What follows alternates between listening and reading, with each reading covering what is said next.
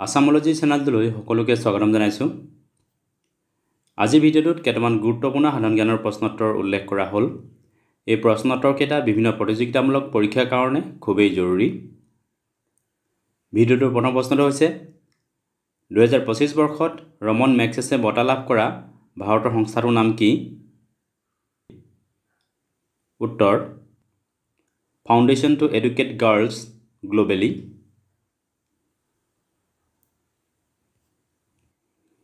ভাৰতৰ defence research and development organisation চমুকৈ DRDOৰ লগত জড়িত পিনাকা কি? উত্তৰ পিনাকা হৈছে ৰকেট লঞ্চাৰ ছিষ্টেম। বিজুলী বায়ুমণ্ডলৰ কোনটো স্তৰত সৃষ্টি হয়? উত্তৰ ট্ৰপ'স্ফিয়াৰ। ট্ৰপ'স্ফিয়াৰ হৈছে পৃথিৱীৰ পৃষ্ঠৰ পৰা বায়ুমণ্ডলৰ প্ৰথমটো স্তৰ। কি উপস্থিতিৰ বাবে গৰু গাখীৰৰ বৰণ ইখত হালধীয়া হয়? উত্তৰ গাখীৰত কেৰটিনৰ উপস্থিতিৰ বাবে গৰু গাখীৰৰ বৰণ ইখত হালধীয়া হয়।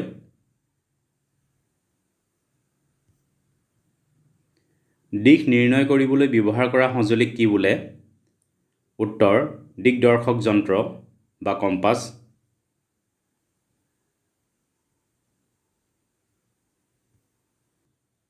ভেঁকুৰৰ বিষয়ে বৈজ্ঞানিক অধ্যয়নক কি বোলে?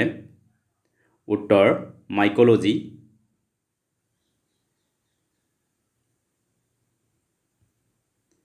কিভ কোনখন দেশৰ ৰাজধানী? উত্তৰ ইউক্ৰেইন।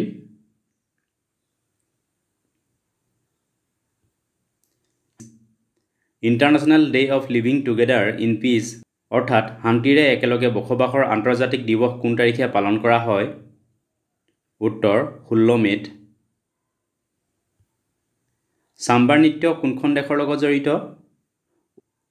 উত্তৰ চাম্বাৰ নৃত্য ব্ৰাজিলৰ লগত জড়িত।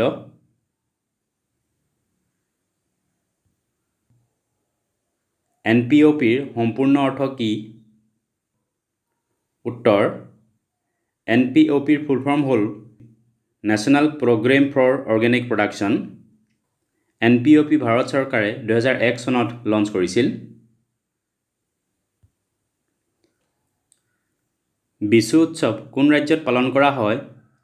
উত্তৰ বিশু উৎসৱ কেৰালা ৰাজ্যত পালন কৰা হয়। কৈলাশ পৰ্বতৰ উচ্চতা কিমান? উত্তৰ কৈলাশ পৰ্বতৰ উচ্চতা হৈছে 6638 মিটাৰ। টবাহ হ্ৰদ কোন দেশত আছে? উত্তৰ টবাহ হ্ৰদ ইণ্ডোনেছিয়াত আছে।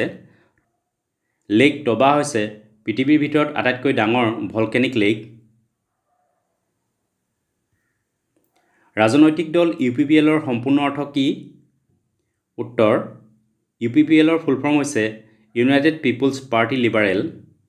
UPPL হৈছে অসমৰ এটা আঞ্চলিক ৰাজনৈতিক দল। UPPLৰ মুখ্য কাৰ্যালয় আছে কোকৰাঝাৰত। HCOOH কোনবিধ এচিডৰ ৰাসায়নিক চিহ্ন? উত্তৰ ফৰ্মিক এচিড। RTS কি? উত্তৰ RTS হৈছে এক মেলেৰিয়া ভেকচিন।